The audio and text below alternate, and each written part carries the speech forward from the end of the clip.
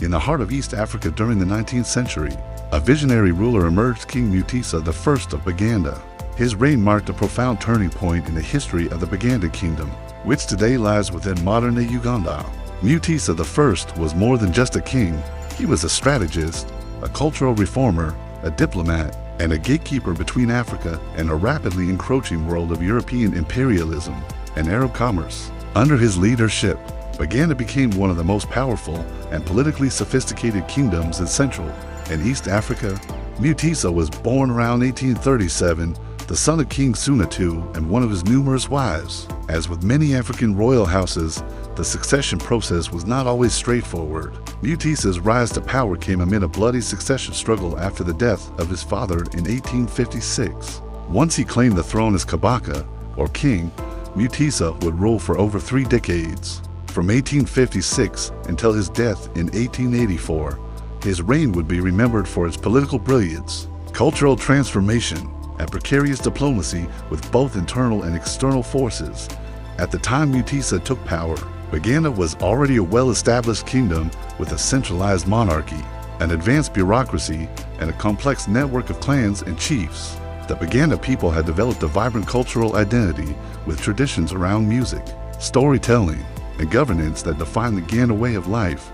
But Mutesa sensed that Buganda stood at the crossroads of change and that the kingdom had to evolve or risk being overrun. One of the most defining aspects of Mutesa's reign was his ability to balance power between multiple competing foreign interests. He ruled during a time when Arab traders, European missionaries, and imperial agents were all increasing their presence in the region. Each of these groups came with their own motives, economic, religious, or political.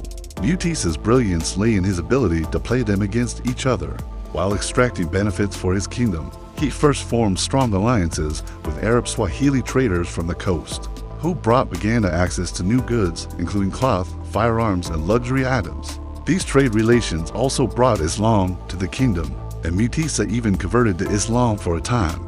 Yet his conversion was not absolute. He also welcomed Christian missionaries, both Protestant and Catholic, into his court and offered them land and protection. It was a deliberate move. By entertaining the interests of different foreign powers, Mutesa ensured that no single external group gained too much influence in Buganda. European missionaries like Alexander Mackay and Henry Morton Stanley described Mutesa as an intelligent and inquisitive leader. Stanley, who visited Buganda in 1875 on behalf of the New York Herald and the London Telegraph, famously praised Mutesa's wit, strength, and interest in world affairs. During their meeting, Mutesa requested Stanley write to Queen Victoria of England, inviting her to send missionaries and teachers to his kingdom. This gesture was interpreted by the British as a signal of alliance and opened the door to increasing British influence in the region of decision. That would have long-term consequences for Buganda's future. Mutesa's internal governance was as sharp as his foreign policy. He strengthened the kingdom's central authority, developed a royal court of impressive organization, and maintained a network of spies and messengers who kept him informed on all matters within his realm. He restructured the army and expanded the power of the Royal Navy on Lake Victoria, solidifying Buganda's control over trade routes and its ability to repel external threats. Under his leadership, Buganda conducted military campaigns that expanded its territory and influence over neighboring regions. Culturally, Mutesa championed the arts and oral traditions. He supported court musicians, royal historians known as Bakasimba, and the continuation of Kabaka rituals that reinforced the sacred nature of the monarchy. He also oversaw the construction of the royal palace at Kasubi Hill, which would later become a UNESCO World Heritage Site and a symbol of Buganda's cultural heritage. Yet, for all his strategic brilliance, Mutesa's reign was not without challenges. His kingdom was constantly at risk from both internal rivals and external forces. The increasing presence of Europeans, while initially beneficial, began to chip away at Buganda's autonomy. The missionaries he had once welcomed started preaching messages that undermined traditional Ganda authority and belief systems. New religious movements introduced theological divisions into Buganda's court and populace, laying the foundation for future conflicts between Catholic, Protestant, and Muslim factions that would intensify under his successors. Despite these tensions, Mutesa remained a commanding presence throughout his reign. He was known to be charismatic, enigmatic, and at times ruthless. His court was one of ceremony, complexity, and surveillance. Those who displeased the Kabaka could be exiled or executed, and the balance of favor among chiefs could shift rapidly. But such was the reality of a king navigating a rapidly changing world, one in which Africa's ancient polities were being drawn into the orbit of European imperial ambition.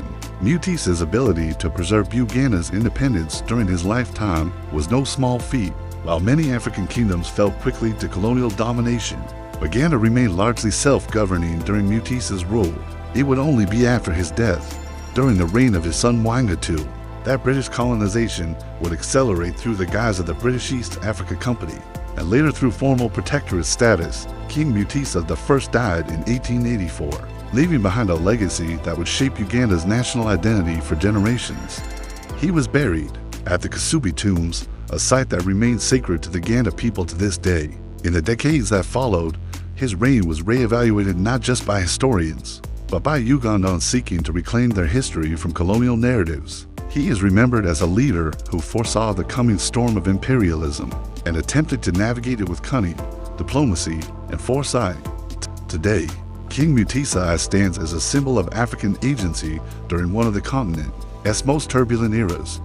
He showed that African leaders were not passive victims of history, but active participants shaping their own futures. Through his political maneuvers, cultural stewardship, and bold engagement with the outside world, Mutesa proved that the legacy of African kingship is one of power, complexity, and resilience. He reminds us that behind every border on the African map is a story of leadership, of negotiation, of survival, and of pride.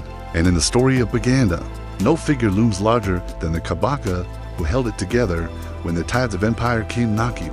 King Mutesa I's legacy is not just that of a ruler, it is the legacy of a statesman, a cultural guardian, and a visionary who stood at the gateway of modern Africa. Follow for more history they never taught us in school.